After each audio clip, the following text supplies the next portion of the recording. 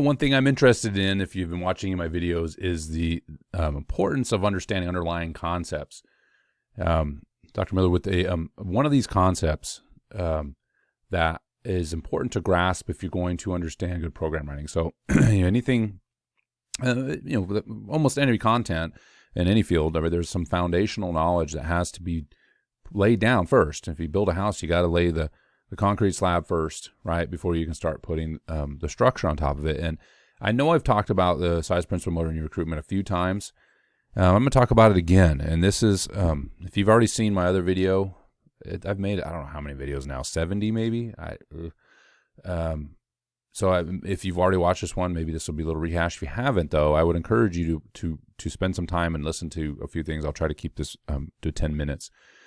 But this is one of those foundational pieces of knowledge you have to write programs. So, how do you write a program? What's a good program? Well, this is some things to start thinking about. So what you have here is this figure I've drawn kind of crudely is motor units. Motor unit is a nerve, motor nerve, and all the muscle fibers it innervates. And I'll talk about motor units in another video. I'm trying to release maybe more like basic foundational information. I wouldn't say it's complicated, and so basic doesn't mean simple. It just means it's foundational. So motor units down here. So motor units, think of, I drew these little circles think of that as representing motor units. The bigger ones, if you know anything about fiber typing, representing the big type 2X fibers, and then their type 2A fibers, and their type 2-1 fibers. So in a very simplistic sense, this is like our Priuses, right? That go forever, but not very powerful. This type 2As are somewhere in between. And then, these are dragsters over here. These are top fuel racers. They're F1, Formula 1, whatever you're familiar with, race cars. These are the ones that, in particular, race cars that don't go for long distances, but they go really fast. Even if you take a NASCAR or Indy cars, F1 race, well, they have long races, yeah, but they have to fuel up frequently, right? And so that's the idea here. That's why top fuel dragster type of thing. But anyway, you can hate that if you want to. But the point is that these are not real fuel efficient, but they're really powerful. These are incredibly fuel efficient, but they're not very powerful relative to one another. This y-axis then is the force that is required for a task, and the amount of force that is pushed out by these motor units. So, for example, if more force is required, right? Well, obviously, there's, these type 1s can only give so much force, right?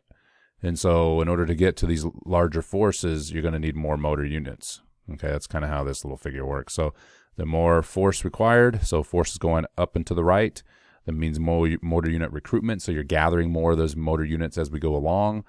As more and more force is required, more and more of these bigger motor units will start to be onboarded. So these are what we call the high frequency motor units. These are low frequency motor units. So frequent just refers to just like think of the electrical signal going down in hertz, right?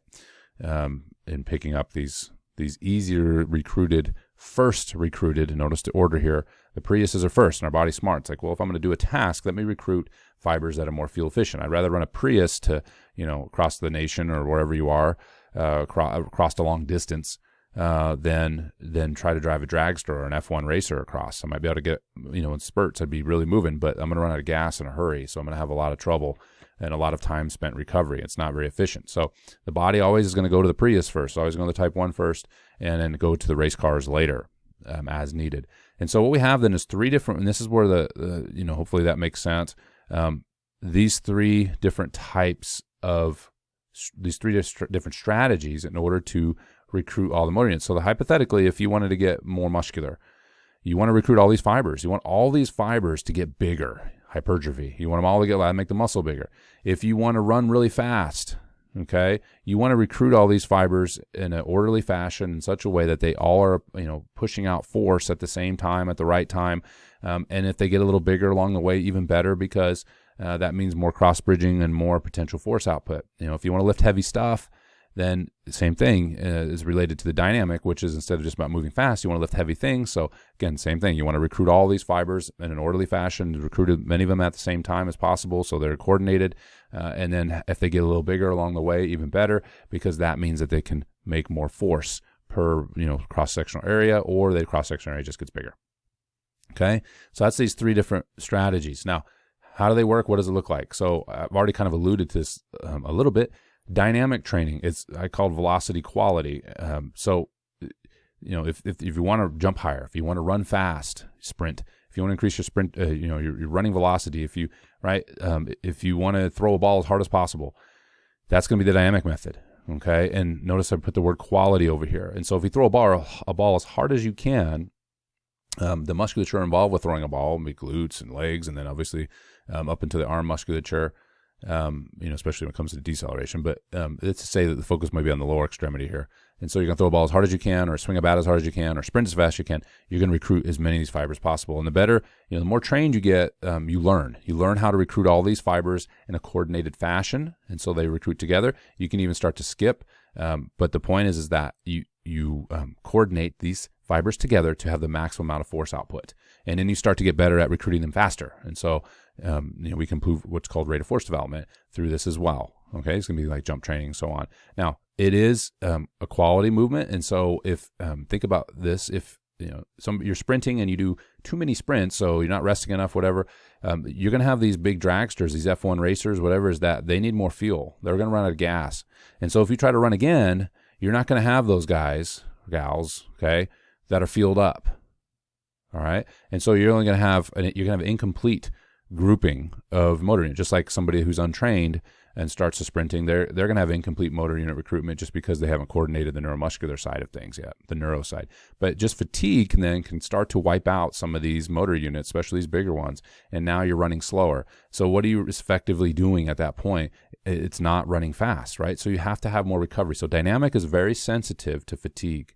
It has to be planned accordingly. It's a low volume situation when you do dynamic work, true dynamic work, get faster, jump higher, those type of things. It's lower volume relative to these others, okay? And it's going to be relative to the training status of the individual, right? You ask somebody to run a fast sprint, a sprint all out, that they might be good for 1 if they're untrained. If they're trained, they maybe can turn that around and do 5, okay, with the same rest period, all right? So there's some relative factors here, but that's kind of in generic, that's what dynamic means. Maximal then is heavy and quality, so high force output. So this is high velocity, this is more, I put heavy here, but high force output. So your 1RM back squat, your 1RM bench press, and so on. That's what the maximal, and has some overlap with dynamic, and that we're going to recruit all the motor units. We can get better. We can learn to coordinate movement. We can learn to coordinate within the muscle, intramuscular and intramuscular coordination. We effectively, we learn how to be stronger. Okay. That can level off to some degree. I've even been lifting for a long time, right? You've kind of had that, at least in exercises that are familiar to you, you're going to be neuromuscularly efficient with the way you recruit the muscles. Okay, and then that means you're going to have to challenge the muscles in different ways. Different ways could be through do more of the dynamic method.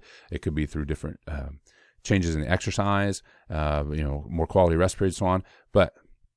And that rest period, then we'll talk about in a second here in a minute. If you did the same problem here with the dynamic, if you did 3 sets of 5, 1 to fail or close to fail or at fail, you're going to have the same problem with the rest periods, in that you're knocking out some of these fibers. And so you turn around and try to do set number 2, and you get stapled, right? Or you get crushed. So instead of 5, you get 3 reps, okay, in the back squat. So he did an easy, a fairly good 5. It was somewhat hard, and the second one is not enough rest, and you wiped out these fibers, all right? And something that is really taxing on the body, like that first set of 5, it could take quite a bit of time to recover these motor units. And so that's why you want to be careful in terms of, when we're doing maximal training, we want to make sure we keep, and same with dynamic, we want to keep these big fibers online as much as possible. That way we are expressing force maximally in what we're doing. That also has a lot to do with submaximal loads. If you do 80% of 1RM, move as fast as possible. So again, we get good at coordinating these motor units, but we also get good at recruiting them as fast as possible. So that will transfer well to sports, okay? And it's transfer to life too. If you recruit them quickly in a high force, in a submaximal environment, and your goal is hypertrophy, to get the fibers bigger. Well, if you do it a near maximal load or a moderate load at 70%, and you just kind of lollygagging through the concentric side, so you're standing up on the squat and you're hardly moving, you're just trying to be real slow about it, well, you might not recruit these big fibers then if you stop short of failure. Okay, so using speed to your advantage here, so coming up fast on the concentric side could help to recruit these big fibers, even if, in hypertrophy is the goal without going to failure. So And we're getting a lot of different concepts here, but the reason I'm presenting this video is that an understanding of these 3 different strategies helps to set up your training and how you train. How do you address each rep? The last one's a repetition method. It's pretty simple in its understanding. And there is some challenges to it. I've released a video that challenges what we kind of think we know about the fatigue method or the repetition method. It's all about quantity now. So this is where you do your 3 sets of 10, to 1 to fail. And so that first rep is here, the second rep's here, third, right? And then you get up to set rep number 10 out of 10, and you're getting most of these fibers, or if you go to failure, you get them all. The problem is, again, though, if you go to failure repeatedly, you're going to lose more and more of these fibers. And so they're not getting trained. They're just wiped out, okay? So this is where the idea of doing more sets and not going to failure might be a better strategy for hypertrophy. So you're going 1 to fail, but you're not going to true fail. And so, instead of doing a set of 10, you do a set of 8 at that load. You could have did 10 to fail. You stop a little short, right? But then what's happening from set to set is these motor units that are ahead, or that are recruited first in the sequence, they're starting to get it wiped out. And so by the 4th set or the 5th set, now you're recruiting these big fibers, and they're getting trained quite a bit, as opposed to doing 1 set, wiping them out, and never seeing them again the whole session, because now you're just struggling to get, their 4 sets of 10 in to failure, and it's just getting worse and worse and worse and worse each set, to the point where, you're stripping the load down, because stripping the load down significantly. There's nothing wrong with stripping the load down, but stripping down significantly, because by that time you get that last set, even with 2.5 minutes rest, 3 minutes rest, these fibers are just not recovering in time. And if you're more of a type 2 person, you're going to have even more challenges to do that. If you're more type 1, you'll find you have more Priuses up to the top. If you're more type 2, you're going to have more dragsters to the bottom. And so that can be more challenging for you. So again, that's the nuance of genetics as well. I don't want to go into too many rabbit trails here. I'm already at 11 minutes, so I'm trying to keep this short. I know attention spans are short these days in 2021. But that's the idea of repetition method, is that we recruit all the fibers through fatigue.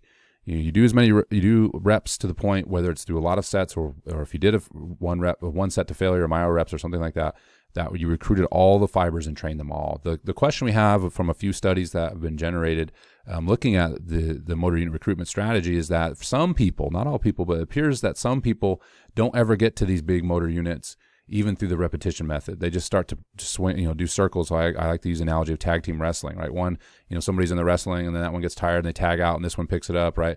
And so that for that individual, this repetition method may not be effective in getting the big fibers. They may be better served doing maximal training. That's something to think about moving forward. Again, it's just only a couple studies, but it's still interesting. If you haven't seen my video on challenges of size principle, you might want to take a look at that, where I talk about this a little bit more. But I just wanted to talk about these 3 strategies, because if you start to think about a training day, there's your training day right here, right? If you're going to do all 3 of these, this is what they would look like in order, because this one's the most fatigue. Maximal is not as fatigue sensitive, but dynamic certainly is. Because if you knock this one out doing sprint training and this one doesn't come back, you're going to run slower. And so now you're not really coordinating all these motor units together. And a lot of speed training is neurological in terms of coordination. Certainly these fibers get bigger and stronger, and then that's how you run faster as well. But if you look at like the idea of the speed barrier, breaking through the speed barrier, a lot of that is overspeed training. You can get stronger, but you have to show the neurological system. You got to run the engine a little harder than it's ever run before, and show the neurological system, hey, you can go harder, and this is what it looks like. Run down a 3% grade, and then run into a flat surface, right? Run into a flat segment. Well, it should be a flat surface, right? Or you're doing something that's pulling you, right, within reason, right? These are all ways to do overspeed, or do rope, put a rope around your waist and, do a 3-meter churn, and then let the rope go and let you run out. As for those few gait cycles that occur right after that rope release, that breakaway off the sled, whatever it is, you're running faster than you used to. So that neurological portion is really important. So, but that could be how we could look at this also, how we organize a training week. You don't want to put the repetition method work right before you do your dynamic work the next day, assuming you have it. And this could be like Louis' maximal dynamics, right? This is where it came from. Your high-low setup, okay? And if you do the cube method or something like that, then you have your repetition method later. But you just have to be careful how you organize these, so you don't wipe out your dynamic day. You don't want to put your repetition stuff in the same movement. You don't do your backs, your volume lower extremity work, your high rep Bulgarian split squat day, or rear elevated split squat, whatever we're allowed to call it now, before you do your speed squat day the next day, because you're going to carry fatigue from that repetition method into the next day.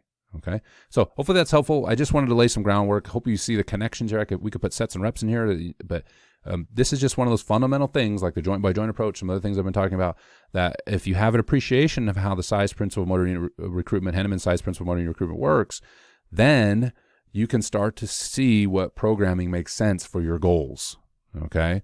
What program makes sense for, and how all three of them could be beneficial to anybody. It's just how you allocate the time spent during a time of the year or in general to each one of these. If you're a bodybuilder, you're probably not going to spend a lot of time on dynamic, but it might be an opportunity to work some of that low training in, which you could call a recovery day, but still recruit those high threshold motor units, the ones that you want to see get bigger, right? And so we could explore all these different configurations, and I'll save those for other videos. I just wanted to cover this concept. Again, I hope you found this valuable. Like the video, subscribe to my channel, lots of videos on different topics. I hope you're enjoying the channel. Tell your friends if they're interested in the field of exercise sports science, how excited you are about this amazing channel. All right, and let's see you in the next video.